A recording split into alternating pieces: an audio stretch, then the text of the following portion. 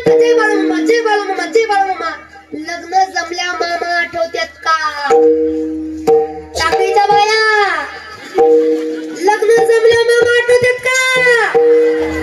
खरं बोला, खरं. लग्न जमत नव्हतं तेव्हा मामा आठवत होते, लग्न जमल्यानंतर मामा आठवत. खरं बोला, तुम्हाला तुमच्या शेजारणीची शपथ आहे कडे. मला माहित आहे तुम्ही एकटा आला नाही, तुम्ही शेजारणीला कीर्तन घेऊन आलाय का नाही? शेजारी तुमच्या शेजारीच बसलेले. खोटं बोलला तो उचके देऊ दे मोरल सांग नाही म्हणून खरं सांगा गड्या. खरं खरं बोलायचं. पोराचं लग्न जमत नव्हतं, देवाच्या वाऱ्या करत होती, बाळूमामाला जात होती, आत्मापूरला जात होती, पालखीला जात होती, कीर्तनला जात होती. पोराचं लग्न जमत नव्हतं, पण लग्न जमल्यानंतर आठवले का मामा? तुम्हाला म्हणते आठवले का मामा? नाही का? कारण जमत नव्हतं, मामाच्या वाऱ्या केल्या. मामा म्हणले चला बाई, एवढे आपल्यासाठी एवढे हे करते ना, चला जमू दे पोराचं लग्न. जमलं पोराचं लग्न, पण लग्नात मामा आठवत नाहीत का? तेव्हा नतीचा नखरा दाखवायचा असतो. कशाला मामा आठवते, कोण आठवते आपल्याला? पण झालं आता लग्न झालं, सगळं झालं की परत नातू होईना म्हणून परत मामाच्या वाऱ्या करायला. आता मामाच्या वाऱ्या करायला लागली का? तर नातू होईना म्हणून वाऱ्या करत करा. मामा म्हणे जाऊ दे, लय दिवस झाले येते, चला हिची ही पण इच्छा पूर्ण करू. झाली, पूर्ण केली इच्छा. नातू झाला. नातू होत नव्हता तेव्हा मामा आठवत होते, नातू झाल्यानंतर मामा आठवत होते का? नाही का? तेव्हा आता नातू अंग खांद्याने खेळायला लागला ना, आता मामा कशाला आठवू देत? आता दिवस राहतात माझा नातू, माझा नातू, माझा नातू. एवढं एखादी म्हणली ना माय टाकळी गावामध्ये लांबच्या पोरीचं, टाकळीच्या पोरीचं कीर्तन आहे, लांब पोरी घेणार आहे, चल की कीर्तन ऐकायला. आली असते कीर्तनाला, पण माझा पिंट्या माझ्याशिवाय राहतच नाही. माझा नातू माझ्याशिवाय खरंच काम आहे राहत नसतो का? त्याला का दुसरं सवय नाही का? पण आपलं म्हणायचं झालंय का नाही? मग नातू होत नव्हता तेव्हा मामांच्या वाऱ्या केल्या, नातू झालाच मामाचा विसर पडला. परत मामा आठवले कधी? नातू येड्यावणी करायला लागला, परत मामाच्या आजोबा आठवलं. मग कसं व्हायचं आपलं, कसं व्हायचं? म्हणून फायद्यापुरतं मामांकडे नका जाऊ. अंतकरणातून आपलं कल्याण व्हावं असं वाटत असेल, कायम स्वरूपीसाठी मामांपुढे उभा राहा, नतमस्तक हा आणि म्हणा मामाला, मामा आजपासून तुम्ही माझे मायबाप आहात, मी तुमचे लेकरू आहे. मामा कधीच तुम्हाला काही कमी पडून देणार नाही, कधीच नाही. हा अनुभव आहे म्हणून मी तुम्हाला सांगते, काहीच कमी पडू देत नाही. फक्त आपला विश्वास पाहिजे. का? विश्वास तो करी स्वामीवरी सत्ता, संतांचे पायी हा माझा विश्वास, सर्व भावेदास. विश्वास आपल्याला ठेवता आला पाहिजे. आणि मग विश्वास ठेवून त्या साधू संतांना जर मायबाप म्हटलं काही कमी पडत नाही. आणि म्हणूनच तुकोबराय अभंगाच्या प्रथम चरणात तुम्ही संत माय बाप कृपावान, तुम्ही संत माय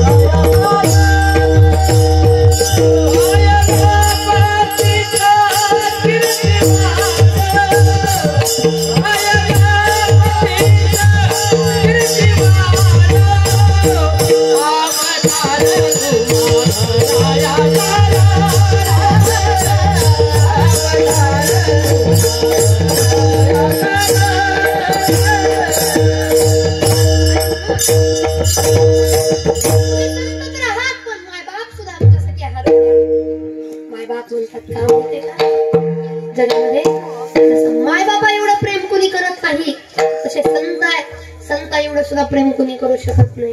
मायबापाची उपाधी साधू संताला दिली. नवे नवे संत हे मायबापासारखे असतात. आमच्या माऊलींचा विचार केला ना तर साधकाचे मायबाप दरुशनी हरिताप सर्वांकृती स्वरूप ज्ञानोबा माझा. त्यांना माय म्हटलं जातं, विश्वाची माय म्हटलं जातं का? वेदशास्त्र देती गाई म्हणती ज्ञानाबाई माझी आई का? ज्ञानाबाई माझी अनाथाची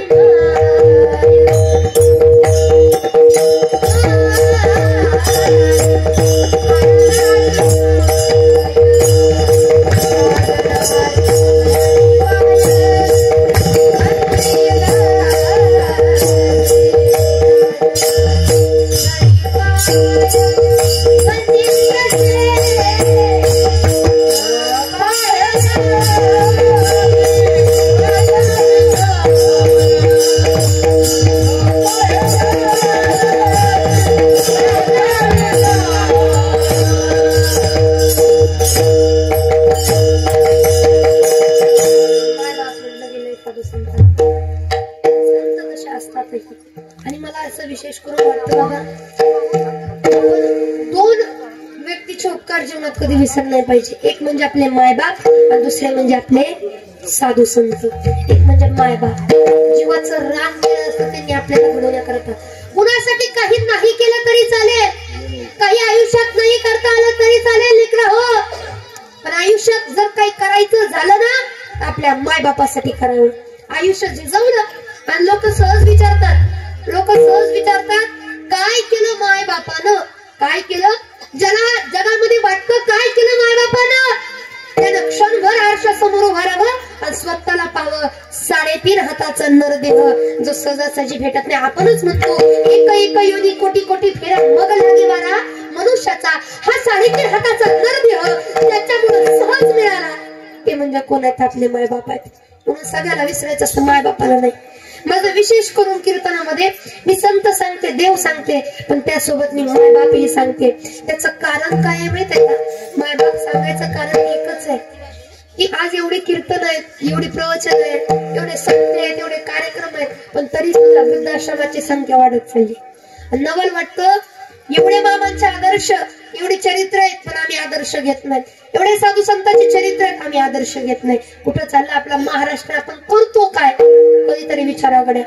माई एवढं पुण्य, माईने जेवढी आपली सेवा केली, आपल्यासाठी जेवढं केलं ना, जगाच्या पाठी कुणी नाही करू शकत. पण आजकालची लेकरं सहज विसरतात, सहज. याच्यावर मला एक उदाहरण आठवलं बाबा. माई सांगायचं म्हणजे आमच्या शेजारची माई माझ्याकडे आली. मला म्हटली महाराज फार लांब लांब कीर्तनाला जातात. म्हणलं हो जाते ना लांब लांब कीर्तनाला.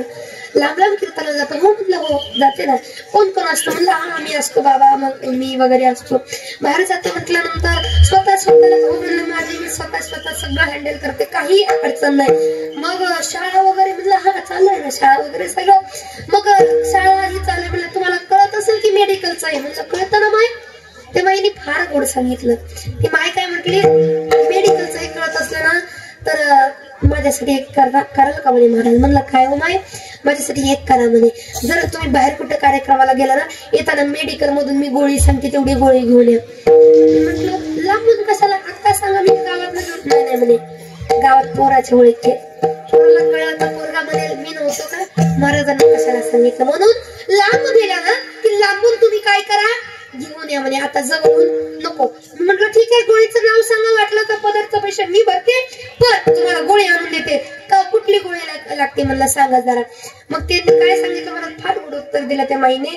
त्यांनी सांगितलं बाहेर गेला ना येताना मेडिकल मधून गोळी आणा भुकेची. कशाची गोळी आणा? भुकेची गोळी आणा. माझ्या सहज तोंडातून निघून गेलं माय भूक लागत नाही. अहो भूक लागत नाही म्हटल्यानंतर जरा व्यायाम करा, शरीराची हालचाल करा. शरीराची हालचाल नसल्यानंतर शरीराची हालचालच नाही तर भूक कशाची लागणार आहे? जरा व्यायाम करा, हालचाल होऊ द्या, जरा फिरत चालत चला, म्हणजे जरा शरीराची हालचाल झाली की भूक लागेल. एवढं बोलल्यानंतर त्या माईच्या डोळ्यात पाणी आलं, गचकन पाणी आलं. आणि डबडबल्या पाण्याच्या डोळ्यांनी त्यांनी माझ्याकडे पाहिलं. ती माई काय म्हटली माहिती महाराज, भूक लागायची गोळी नाही हो, भूक न लागायची गोळी आणा. 4 दिवस झाली उपाशी, 4 दिवस झालं उपाशी. पण लेकराने एकदा सुद्धा विचारलं नाही जेवायचं का माई तुला? माई तू जेवली का? कुणाच्यात जेवली? मी शेजारणीच्या जाऊन बसलेले तेवढं दिसतं लेकरांना, पण मी काही खाल्लं का नाही हे दिसत नाही माझ्या लेकरांना. म्हणून महाराज तेवढं बाहेर गेलं ना, भूक न लागायची गोळी घेऊन या. म्हणजे 4 दिवस काही 4 महिने नाही जेवले तरी कुणाला फरक पडणार नाही. जन्म देणाऱ्या आई बापाचे जर आपल्याला पोट भरता येत नसतील, सप्ताह वाऱ्यानं उपास करून काही परिणाम होणार नाही आपल्यावर, काहीच परिणाम होणार नाही. जरा विचार करा कुठे चाललो आपण, किती केलं आपल्या मायबापाने आपल्यासाठी, आणि काय इच्छा असते हो मायबापाची आपल्याकडं, काहीच नाही. त्यांच्यासाठी काय फार आपल्याला कष्ट करावं लागतं. हा बंगला बांधावर, बंगल्यावरती नाव टाकावं, गाडी घ्यावी, गाडीवरती नाव टाकावं, अजिबात इच्छा नाही त्या मायबापाची. त्या माईची इच्छा तर एकच आहे, बा रक्ताचं दूध करून तुला पाजलं, लहानाचं मोठं केलं, तर हाताच्या पोळा एवढं जपलं, सगळं विसर रे दादा, सगळं विसर. अमृतासारखं दूध पाजलं, त्या दुधाचे उपकार तरी विसरू नको. प्रत्येक महिने आपल्या लेकराला म्हटलं पाहिजे, बा तू विसरू नको लढी भाळा, आईचा लळा जिव्हाळा, तू विसरू नको लढी भाळा, आईचा लळा जिव्हाळा. उपकार दुधाचे बाळा, उपकार दुधाचे बाळा, उपकार दुधाचे बाळा. एवढंच म्हणावं गड्याच्या माईने आपल्यासाठी.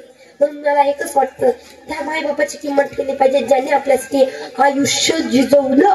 जगाच्या पाठीवर 2च माणसं निस्वार्थ भावनेने आपल्यावरती प्रेम करतात, एक म्हणजे मायबाप आणि दुसरे म्हणजे साधू संत. साधू संताच्या दरवाजात गेलं ना, अंतःकरणातून फक्त त्यांचं होऊन राहा, त्यांचं म्हणा.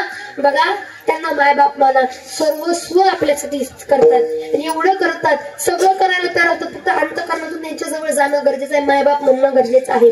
फार लांबचं काय उदाहरण द्यायचं, मामांच्या चरित्राचं उदाहरण द्यायला गेलं, अंतःकरणातून मामाला फक्त मामांना आपलं मानता आलं पाहिजे, कडे मानता आलं पाहिजे. मग किती करतात मायबाप म्हणलं मामांना, तर किती करतात मामा ऐका. फार उदाहरण आहेत मामांच्या चरित्रामध्ये, पण थोडक्यात आपल्याला उदाहरण पाहिजे. म्हणून हा मामा किती करतो, फक्त अंतःकरणात तेवढी तळमळ पाहिजे. एका व्यक्तीचा ना कोर्टामध्ये खटला दाखल केला होता, आणि फार दिवस केस चालली होती, पण निकाल लागेना. त्या निकालापायी, त्या केस पायी घरदार गेलं, गुंठा जमीन जेवढी काही असेल तेवढी जमीन गुंठा सगळं गेलं, पैसा गाडी सगळं पणाला लावलं. सगळं जमून सुद्धा निकाल त्यांच्या बाजूने लागला नाही. निकाल त्यांच्या बाजूने लागेनाच दिसेना, कारण पुढची पार्टी फार मोठी होती. आता स्वतःच्या बाजूने काही निकालच नाही. याने विचार केला, ज्याच्यासाठी सगळं आयुष्य घाण केलं, ज्याच्याकरता कशाची पर्वा केली नाही, ज्याच्याकरता घरदार सगळं गेलं, उद्या माझे लेकरं म्हणतील बाबा आमच्यासाठी काय कमवून ठेवलं, कुठल्या तोंडाने मी लेकरांसमोर उभं राहू, काय करू. विचार केला आणि म्हणे असलं जगण्यापेक्षा मेलेलं बरं. असं दररोज विचार करत करत मरण्यापेक्षा एकदा शेवटचा श्वास घेतलेला बरा. पण शेवटचा श्वास एकदा घ्यायचं त्याने ठरवलं, असं जगण्यापेक्षा मेलेलं बरं, मेलेलं बरं म्हणून मरायचं ठरवलं. नाही का, चंद्रभागे तिरी गेला, चंद्रभागेमध्ये चंद्रभागेच्या डोहामध्ये उडी टाकायची, आपला प्राण द्यायचा, जीव संपवायचा, आणि कशाची पर्वा करायची नाही म्हणे, जीव द्यायचा. सगळं आटोपलं, सकाळ जीव देण्याकरता चंद्रभागे तिरे गेलेला आहे. चंद्रभागेच्या काठावरती गेल्यानंतर चंद्रभागेच्या तीरावरती आता विचार एकच आहे, आता मरायचं म्हणे. ज्याच्याकरता सगळं आयुष्य पणाला लावलं तेच भेटत नसेल, जगून तरी जगण्याला काय अर्थ आहे. म्हणून तू मरण्याकरता आता चाललेला तर मरणारच आहे. चंद्रभागेमध्ये एक पाऊल टाकला, एक पाऊल पाण्यात आहे, एक पाऊल वाळवंटात आहे. एक पाऊल पाण्यात आहे, एक पाऊल वाळवंटात आहे. मनामध्ये विचार आहे, आता मरायचं, आता संपायचं, आता जगायचं नाही, आता राहायचं नाही, आता शेवटचा श्वास घ्यायचा, एवढंच मनामध्ये. आणि तेवढ्यात झालं असं, वाळवंटातली 4-2 माणसं सैरा वैरात पळत वाळवंटातून वरती चालली होती. त्यांच्या मुखातनं याच्या कानावरती शब्द पडले. त्यातली माणसं म्हटली, अरे बाबा चला चला चला, पटकन चला, किती मोठं आपलं भाग्य का. आत्मापूर निवासी, जगाचा मालक, ज्यांच्याकडे जातो जगाचा मालक, ज्यांच्यासाठी चाकरी करायला तयार होतो, असे आत्मापूर निवासी बाळूमामा आपल्या पंढरपूर मध्ये आलेत रे. किती मोठं आपलं भाग्य, जगाच्या मालकाचं दर्शन होत आहे. पंढरीश पांडुरंग परमात्मा सोबत शिव अवतारी बाळूमामाचं सुद्धा दर्शन होत आहे. चला चला म्हणे बाळूमामाच्या दर्शनाला, चला बाळूमामाच्या दर्शनाला. अरे बाळूमामा सारख्या साधू संतांचं दर्शन दर्शन होतं. हो ना, म्हणजे किती मोठी भाग्याची गोष्ट. आणि हे शब्द कानावरती पडले. एक पाय पाण्यात होता, एक पाय चंद्रभागेत होता, एक पाय वाळवंटात होता. चंद्रभागेतला पाय बाजूला काढला आणि त्याने विचार केला, आता तर आपल्याला मरायचंय. आपण मरायचा विचार केलेलाच आहे, आता तर आपल्याला मरायचंय. पण मरण्या अगोदर एकदा बाळूमामाला पाहूयात, एकदा बाळूमामाला पाहूयात. बाळूमामा कसे आहेत, बाळूमामाचं रूप एकदा पाहूयात. मध्ये मरता मरता जर बाळूमामाचं दर्शन घेतलं, जीवन आपलं सार्थकी लागेल. मामाचं दर्शन करूयात म्हणून माघारी फिरला आणि विचारायला लागला तिथं जो, कुठे आहेत बाळमा, कुठे आलेत मामा, आदमापूर निवासी बाळमामाने कुठे मुक्काम टोकलाय, कुठे आहेत मामा, आणि दाखवा ना मामा. अंतकरणातून तळमळ व्हायला लागली. लोक म्हटले, बघा ना तिकडे जा, इकडे जा. लोक बरोबर उत्तर देणार, जीवाची तळमळ उडाली त्याच्या. आता मरायचंय, मरणे अगोदर एकदा मामांचं दर्शन व्हावं, एकदा दर्शन व्हावं. एवढा तळमळ, डोळ्यातून पाण्याच्या धारा यायला गेल्या. डसा डसा डसा डसा रडायला लागला आणि वळवंटात लोळायला लागला. आणि येणं जाणाऱ्या प्रत्येक माणसाला एकच म्हणायला लागला, बाबा आल्या जन्मी योग यावा, एक शब्द खरा व्हावा. आल्या जन्मी योग यावा, एक शब्द खरा व्हावा. माझं मरण येण्याआधी मला बाळूमामा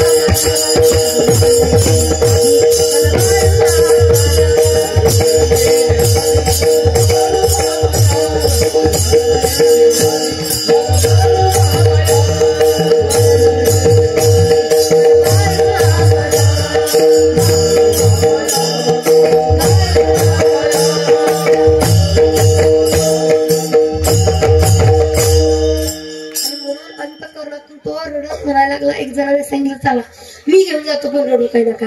आणि तिथं गेल्यानंतर सगळे मामाचं दर्शन करतात. मामा नतमस्तक होतात आणि मामाचं दर्शन घेत असताना ऐका, हा नतमस्तक झाला. आणि नतमस्तक झाल्यानंतर मामाने फक्त म्हणावं, मामाचा स्वभाव